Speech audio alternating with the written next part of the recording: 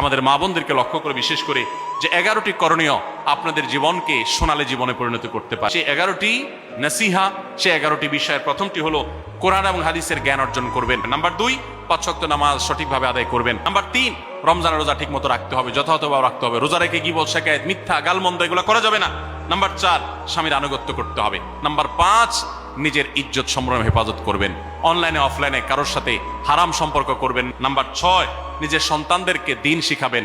Number 7, আল্লাহর শুকরিয়া আদায় করবেন, বান্দারও শুকরিয়া আদায় করবেন। আল্লাহ যা দিয়েছেন, যতটুকু আছে স্বামীর সংসারে আলহামদুলিল্লাহ বলতে শিখবেন। নাম্বার 8, কোনো প্রকার অভিশাপ গালমন্দ করবেন না, সেটা ছেলে মেয়েকে হোক, সংসারকে হোক, স্বামীকে হোক, কোনো কিছু না, ধৈর্য ধারণ করতে হবে। আর নাম্বার 9, আত্মীয়তার সম্পর্ক রক্ষা করতে হবে, ছিন্ন করা যাবে না।